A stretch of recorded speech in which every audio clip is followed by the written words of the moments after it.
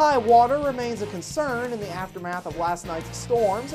More on those concerns. Plus, one local school district fills a vacancy on its board. We tell you who was chosen, and District 63 State Representative Mark Messmer is tonight's guest on Inform. All of that and much more is up next here on the 18 WJTS News.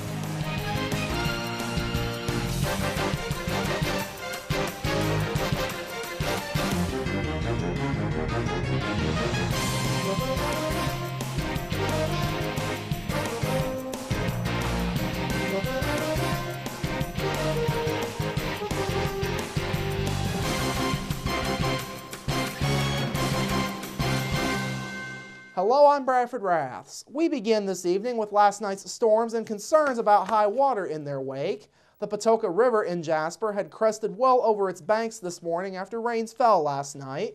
Last night's minor rain accumulation was on top of snow runoff that had already caused the Patoka River to rise and other areas of water to form on county roadways.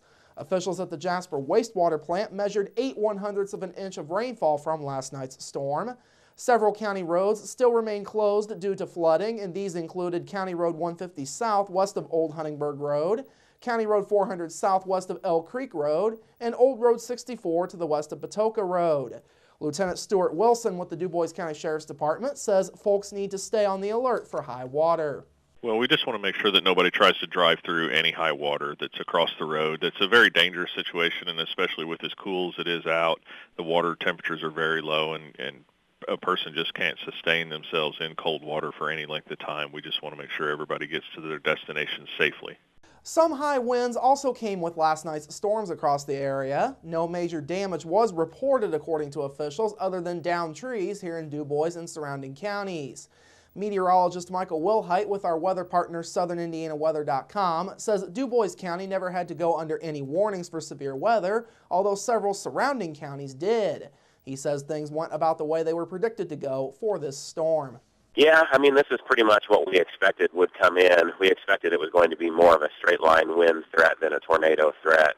I think more than anything, the tornado warnings came out more as, I think it was just more of the weather was so bad last night, the National Weather Service was sort of preemptively issuing those warnings as an in case. Wilhite says Davies, Knox, Martin, Crawford, Spencer, and Pike counties all had warnings out at some point last night. In other news this evening, a vacancy on the Southwest Dubois School Board has been filled. Last night, the Southwest Board selected Leslie Petrie to fill the spot that was previously held by Jerome Beaning. Beaning stepped down in December after serving more than 30 years on the school board. Superintendent Mike Eineman said Petrie was chosen from a pool of 6 applicants for the vacancy. Eineman says Petrie will serve through January to finish out Beaning's term, though her seat will be up for election in November. Board Attorney Phil Schneider says Petrie will take the oath of office at a future board meeting. In other business last night, Eineman told the board that school will be in session from Monday, May 19th through Wednesday, May 21st to make up for the days the district missed due to inclement weather. Eineman also noted that Southbridge High School's graduation is still scheduled for Friday, May 16th. However, he says officials at the school are looking to find a solution for seniors to complete their graduation requirements prior to the graduation ceremony. In final notes, the board signed a joint resolution with the Huntingburg City Council to oppose the elimination of the business personal property tax. Dubois County's 4 school districts could lose as much as $3.5 million if no new revenue source is found. The Huntingburg Council signed the resolution at their most recent meeting. The board also recognized the corporation's students for the month of February, and they included Holland Elementary 3rd grader Bailey Keish, Huntingburg Elementary 5th grader Breck Sternberg, Summer Moore, a 7th grader at Southridge Middle School, and Southridge High School senior Dakota Thompson.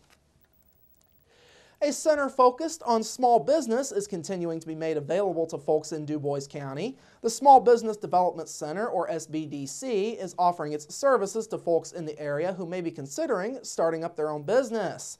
The SBDC does this through confidential counseling along with several free workshops. The SBDC services are currently being offered as part of the Small Business Services at the Jasper Chamber of Commerce. Jasper Chamber Executive Director Nancy Eckerly says the services of the SBDC are important, not just for those who want to start a business, but for the Chamber as well. Before you ever go to a bank, you have to have that business plan. So that's the whole purpose behind it, is getting that business plan in order, getting it written, and making sure that you're ready for the whole process of starting a business, so that when the chamber comes and we are doing a ribbon cutting, we can be so proud that that business went through all the proper procedures, and that when we are doing the ribbon cutting, we're confident that that person will be in business for many, many years to come. Eckerly says businesses that go through with the service often stay in business longer than those that don't. Now, locally, the SBDC is offering its services through Representative Vicki Hollanders. Hollanders currently has an office at the Jasper Chamber of Commerce on 6th Street, though she currently meets at the office by appointment only. Anyone who is interested in any of the SBDC's services locally can call Hollanders at 317-695-7261. You can also call the Jasper Chamber of Commerce at 482-6866. Now, the statewide SBDC seeks to connect entrepreneurs with business capital and to provide businesses with market research and industry data, among its other roles. According to information from the organization as a whole helps its clients to add 32 jobs, 5 new businesses, and more than $1.3 million in business capital every week. Finally this evening, the federal government's first agriculture census in 5 years shows that Indiana lost more than 2,200 farms between 2007 and 2012. Preliminary data released on Thursday by the U.S. Department of Agriculture shows that Indiana had more than 58,000 farms in 2012, a decline of nearly 4% from the 2007 census report. That drop is in contrast to the 2007 census, which showed that Indiana added 640 farms between 2002 and 2007. The new report says Indiana's average farm size grew to 251 acres in 2012, which is up from 242 acres back in 2007. It also says Indiana had 14.7 million farm acres in 2012, which is a slight drop from 2007. The full report on the 2012 agriculture census will be released in May with detailed county-level data for the entire nation.